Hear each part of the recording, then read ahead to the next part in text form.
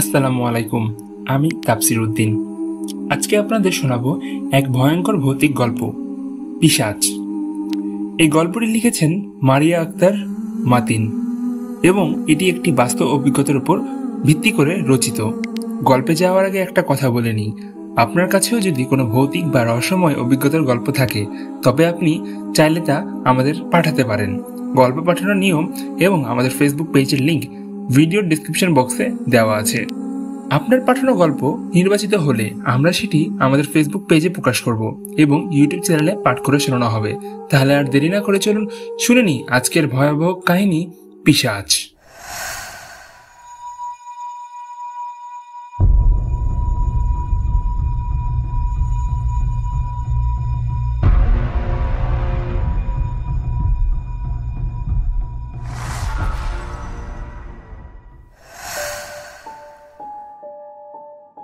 গল্পটি যেভাবে লেখা আছে আমি সেভাবে পড়ার চেষ্টা করব। আজ আপনাদের সাথে একটি ঘটনা শেয়ার করব যেটা বেশ অনেকদিন ধরে আমরা ফেস করছি। সবচেয়ে বেশি ফেস করছে মূলত আমার দাদি। তো শুরু করা যাক। রাত তখন 2:15। দাদির উচ্চকণ্ঠে আমার ঘুম ভেঙে যায়। বলে রাখা ভালো, রাতে আমি দাদির সাথে থাকি। দাদি আব্বু চাচাদের জোরে জোরে ডাকছিলেন, কিন্তু কেউ যেন সে আওয়াজ শুনতে পাচ্ছিল না। আমি ঘুম জড়ানো কণ্ঠে জিজ্ঞেস করলাম, কি হয়েছে, সবাইকে ডাকছো কেন? দাদি বললেন, আমার রুমে কে যেন এসেছে, বিছানায় উঠতে চাইছিল। আমি ভ্রু কুচকে চারপাশে তাকালাম। অন্ধকারেও স্পষ্ট বুঝতে পারলাম যে কেউ নেই। আমি বললাম, কোথায়? কেউ তো নেই। না, একটু আগেও ছিল, এখন হঠাৎ করে অদৃশ্য হয়ে গেছে। আমি এবার উঠে রুমের লাইট জ্বালালাম। পুরো রুম জুড়ে চোখ বুলিয়ে কাউকেও দেখতে পেলাম না। দাদি তখনও ভয়ে বিছানার এক কোণে জড়সড় হয়ে বসে আছেন। দাদির অবস্থা দেখে বিষয়টা আমার কাছে মোটেও স্বাভাবিক মনে হলো না। আমি বললাম, এখানে বসে ডাকলে কেউ শুনবে না, চলো আমার সাথে। দাদিকে সাথে নিয়ে আব্বু, ছোট চাচু, বড় বাবাকে ডেকে তুললাম। তারা মূল ঘটনা জানতে চাইলে দাদি সবকিছু খুলে বলেন। দাদির ভাষ্যমতে, ইদানিং দাদির রাতে খুব একটা ঘুম হয় না, ফলে রাতে বেশিরভাগ সময় কাটে নিদ্রাহীন। আজও এরকম ভাবে সময় কাটছিল। দাদি খেয়াল করেন একটি কালো ছায়া একদম মানুষের মতোই বিছানায় হামাগুড়ি দিয়ে উঠতে চাইছে এবং দাদির দিকে মুখ তুলে আছে। দাদি প্রথমে ভাবল ঘরের কেউ কি এসেছে। পরক্ষণে মাথায় এলো ছায়াটা দেখতে বেশ বড়সড়। ঘরের বড়দের মধ্যে কেউ এলে এভাবে অন্ধকারের মাঝে কেন বিছানায় উঠতে চাইবে, তাও আবার হামাগুড়ি দিয়ে? হয় রুমের লাইট জ্বালাবে, না হয় দাদিকে ডাক দেবে। এমন অদ্ভুত কর্মকাণ্ড দাদির মনে ভীতির সৃষ্টি করে। তাই তিনি সবাইকে ডাকতে শুরু করেন। আশ্চর্যের বিষয় হলো সবাইকে ডাকা মাত্রই ছায়াটা অদৃশ্য হয়ে যায়। আব্বু চাচারা তখন পুরো বাসা ভালোমতো পর্যবেক্ষণ করলেন, কিন্তু কোথাও কিছু দেখতে পেলেন না। তবে দাদি নিশ্চিত ছিল এটা কোনো মানুষ হতে পারে না, না হলে কি এভাবে অদৃশ্য হয়ে যেত? কিন্তু বাসার কেউ তো বিশ্বাস করলো না। তারা এটাকে একটা মনের ভ্রম ধরে নিল। যেহেতু দাদির বয়স হচ্ছে, সেই সাথে তিনি অসুস্থ, সেহেতু মনের মাঝে এমন বহু কল্পনা আসে যেগুলো মনে হয় আমাদের চোখের সামনেই আছে। দাদিও তাদের যুক্তি প্রথমবারের মতো মেনে নিলেন। এরপর থেকে ডাইনিং রুমে লাইট জ্বালিয়ে রাখা হতো। এটা মূলত দাদির মনের খচখচানি ভাবের জন্য। ডাইনিং রুমের লাইটে সব রুমই মোটামুটি আলোকিত হয়, তাই ভয়টাও কম লাগে। সেদিনের এই ঘটনার পর 2-3 দিন আর তেমন কিছু ঘটে না। কিন্তু এরপরই একদিন দাদি মাঝরাতে উঠে ওয়াশরুমে যায়। ওয়াশরুমে থেকে যখন তিনি রুমে এসে বিছানায় ওঠেন, তখন তিনি দেখতে পান ওয়ার্ড্রবের সাথে হেলান দিয়ে সাদা কাপড় পরিহিত কেউ বসে আছে। দাদি ভয়ে আর কিছু খেয়াল না করে অপর পাশ ফিরে শুয়ে পড়েন আর মনে মনে দোয়া পড়তে থাকেন। এই ঘটনাটা দাদি কেবল আমার সাথে শেয়ার করেন, আমিও আর কাউকে এ বিষয়ে কিছু বলিনি। এরপরের দিন রাতে দাদি সম্মুখীন হয় এক ভয়ানক ঘটনার। এই ঘটনাও ঘটে রাত 2টার সময়। দাদি দেখতে পায় একটা কালো ছায়া দাদির দিকে হাত বাড়িয়ে দিয়েছে এবং দাদিকে ধরার চেষ্টায় আছে। দাদি ভয়ে দ্রুত শোয়া থেকে উঠে বসে এবং ক্রমাগত পিছাতে থাকে।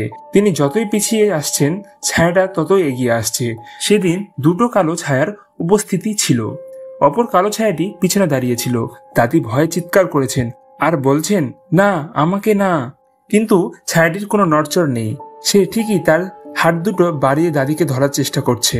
দাদি ভয়ে কোনো সুরাও ঠিকঠাক বলতে পারছে না। তবে তিনি শুনেছেন ছায়াটা কিছু একটা বলছে, কিন্তু কি বলছে তা ঠিক বুঝতে পারেনি।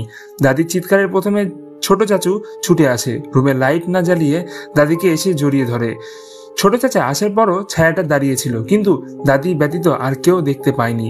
পরক্ষণে আব্বু, বড় বাবা, আম্মু, চাচি সবাই এসে রুমের লাইট জ্বালায় এবং দাদি স্পষ্ট দেখতে পায় ছায়াটা কিছু একটা বলতে বলতে অদৃশ্য হয়ে যায়। প্রথম দিন দাদির ডাক কেউ শুনতে পায়নি, তাই এরপর থেকে সবাই একটু সতর্কতার সাথে ঘুমাতো, যেন দাদি ডাকলে তারা শুনতে পায়। দাদি তাদের সব খুলে বলল। ঘটনাটা শুনে এবার তারাও কিছুটা ভয় পেল। তখন বড় বাবা বলল আর একদিন অপেক্ষা করতে, এই একদিনে দাদি আবারও সেই ছায়াটা দেখতে পায় কিনা তা জেনে তখন একজন হুজুরকে ডেকে আনবেন। এর পরের দিন ভোরবেলা 6টা বাজে। মূলত এই সময় ঘরের ভিতরটা আলোকিত হতে শুরু করে, কিন্তু সেদিন বাসার ভেতর দেখলে মনে হবে যেন ঘোর অমাবস্যায় ছেয়ে গেছে। কুচকুচে অন্ধকারে নিমজ্জিত হয়ে আছে বাসার প্রতিটি রুম। সেদিন আবার আমার চাচাতো ভাই জেগে ফোনে গেম খেলছিল। হঠাৎ সে আর চোখে দেখতে পায় যে একটা কালো অবয়বের মতো কিছু একটা দাদির রুমের দিকে এগিয়ে যাচ্ছে। গেম খেলায় মগ্ন থাকায় সে বিষয়টাকে বিশেষ পাত্তা দেয়নি। ছায়াটা এবার দাদির দিকে না গিয়ে আমার দিকে এগিয়ে আসে এবং 2 হাত বাড়িয়ে আমাকে ধরতে যাচ্ছিল। ভাগ্যক্রমে সে সময় দাদির ঘুম ভেঙে যায়। এই দৃশ্য দেখে তিনি চিৎকার করতে থাকেন। দাদির চিৎকারে সবাই ছুটে আসে এবং সবটা শুনে সিদ্ধান্ত নেই যে আজকে এক হুজুরকে ডেকে আনা হবে। বড় বাবা একজন হুজুরের সাথে বিষয়টা নিয়ে আলোচনা করলেন। হুজুর বললেন এটা ভালো কোনো কবিরাজ ডেকে আনতে হবে। তবে তিনি বললেন দাদির বয়স হচ্ছে তো, তাই এটা মনের ভুলও হতে পারে। কিন্তু সবাই ততদিন নিশ্চিত এটা কোনো মনের ভুল না, এটা সত্যি অশরীরী জাতীয় কিছু, কারণ সবাই তখন বিষয়টা অনুভব করতে শুরু করেছিল। আম্মুর কাছে প্রায় মনে হয় ডাইনিং রুম জুড়ে কেউ যেন হাঁটছে। মাঝে মাঝে মনে হয় অদ্ভুত কণ্ঠে কেউ আম্মুর নাম ধরে ডাকছে। এর মাঝে একটা বিশেষ দরকারে আমাদের গ্রামের বাড়ি চলে যেতে হয়, ফলে গ্রামে যে কতদিন আমরা থেকেছিলাম সেই কয়েকদিন আর বিশেষ কোনো সমস্যা হয়নি।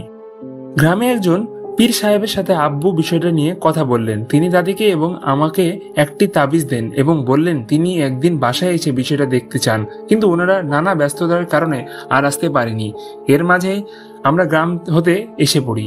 গ্রাম হতে আসার পর এর উৎপাত যেন আরো বৃদ্ধি পায়। দাদি মাঝরাতে দেখতে পেত কালো ছায়াটা কিছুটা দূরে ঘুরঘুর করছে, কিন্তু কাছে আসতো না, হয়তো তাবিজের কারণেই। কালো ছায়াটা বিকট শব্দ করত, টেবিল কাছের উপর আঘাত করত, রুম জুড়ে হাঁটতো। অপরদিকে আমার চাচাতো ভাই সেদিন আর চোখে ছায়াটাকে দেখার পর থেকে কেমন যেন ভয় পেত সর্বদা।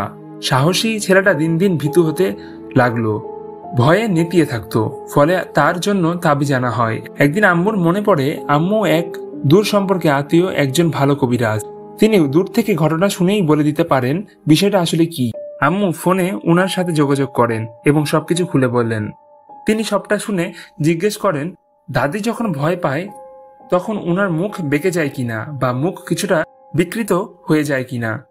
এই কতদিনে দাদি যতবারই ভয় পেত উনার মুখ সত্যি কিছুটা বেঁকে যেত, দেখতে ভয়ঙ্কর লাগতো।